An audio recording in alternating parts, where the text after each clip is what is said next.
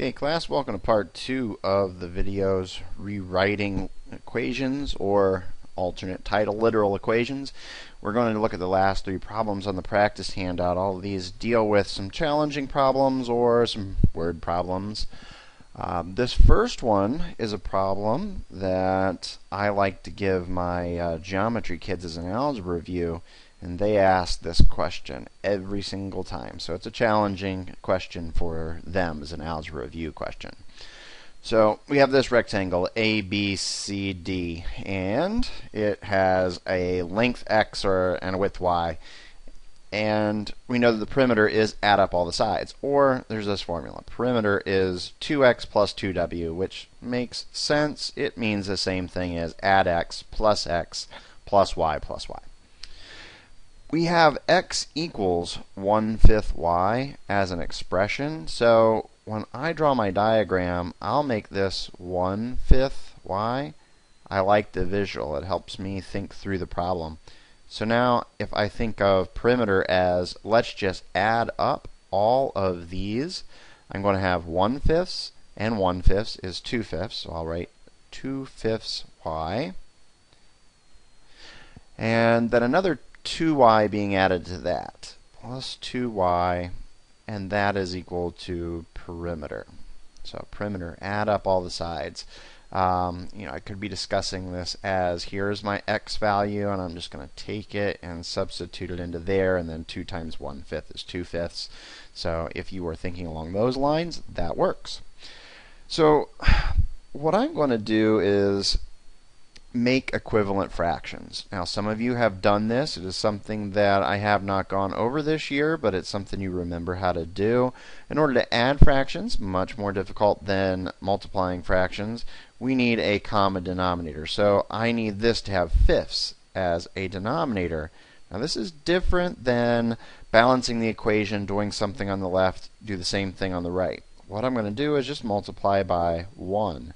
Multiplying by 1 doesn't change the value. We'll change what it looks like. So we multiply 5/5 times 2y, and we are going to get 10/5 y. Add that to 2/5 y. And now that we have common denominators, we add the numerators, and we will get 12.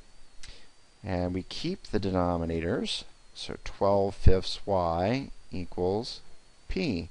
Now at this point, and I've done this problem many times, at this point I reread the equation. What is the value of y in terms of p? Well, that's not what this is. This is p in terms of y. This is solved for p. I need to solve it for y. So I'm going to do this. And one more step. I'm going to multiply by the reciprocal. If I had a little room right there, I'd put it right there, but there's more room over here. So I'm going to multiply both sides by this 5/12. On the left, I'm just balancing the equation. On the right, a number times its reciprocal is 1. 12 divided by 12 is 1. 5 divided by 5 is 1. 1 times y is y.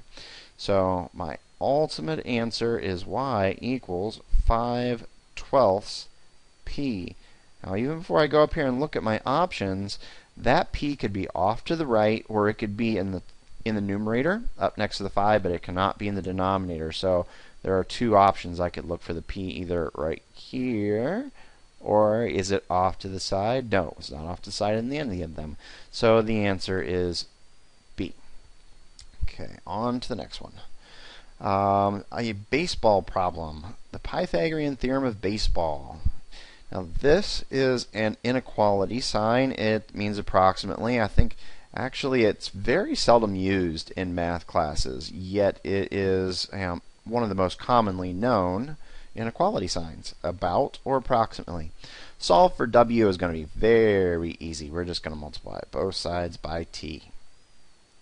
You know what might not be so easy about this is that it just goes to the numerator.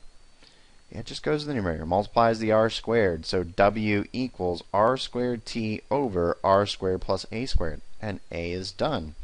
So for b, I'm going to scroll and give myself a little bit of room. We are going to substitute in.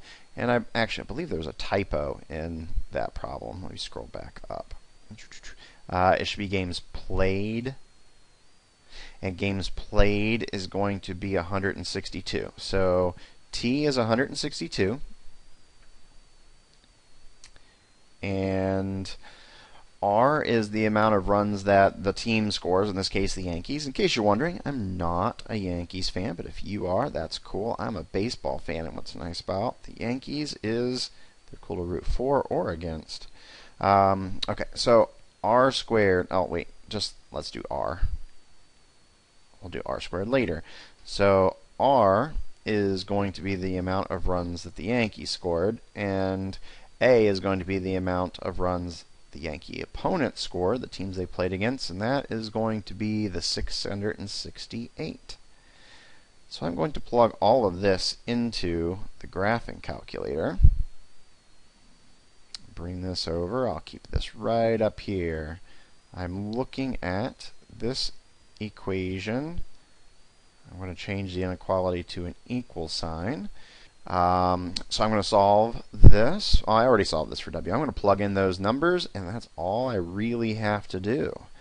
So I am going to put in 804 squared times 162 divided by, now with the calculator it's important that we put the parentheses around this sum. There are implied parentheses around the numerator and the denominator.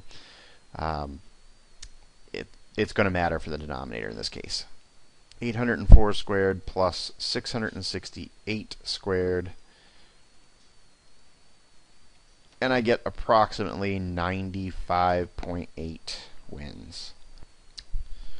So that was 95.8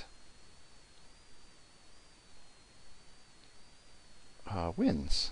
95.8 wins. And that is just an approximation. What didn't we get the total number they actually did win? 95. Oh, so the formula actually was a good predictor. It isn't always. Okay, last problem. This one's kind of interesting. I don't know a huge amount about bees. I know a little bit, but you know, kind of the neat thing about doing some math problems in context is you get to learn some stuff. So T is the total number of miles that a bumblebee can fly. This is going to be past tense in the problem. M, the miles flown each day, and D is the expected lifetime of the bee. So T is, let's see, 55 miles per day. No, that's not it. 500 miles is the total amount of miles they can fly. I'll leave my units alone in this one. The units will take care of themselves in this particular problem. M, miles flown each day, is going to be the 55. And D is what I'm solving for. Okay. So if I'm going to solve this equation for D, I'm going to divide both sides by M. It'll look like T over M equals D minus 21. And then I'll add 21 to both sides. So I'll get T over M plus 21 is equal to D. Now I'm going to actually make an assumption. I could look this up, but I'm going to assume that it takes the bee about 3 weeks to mature enough in order to have the strength to go out and fly and be a worker. So this is the amount of time it gets to grow up. If we solve the T over M all by itself, we'll see how much time it gets to live once it's ready to work. Kinda sad, but they do serve a nice function. 500 over 55 add 21 equals D. Divide this and we get about 9.09, I believe.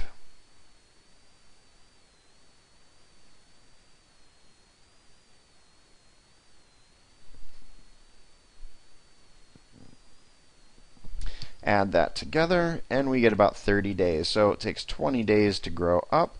It then lives for about 9 days working pretty much non-stop. That's all for D, 30.09. 1209. Okay, that was the end of all the videos that had to do with the practice. Now it's time to go on and try on your own.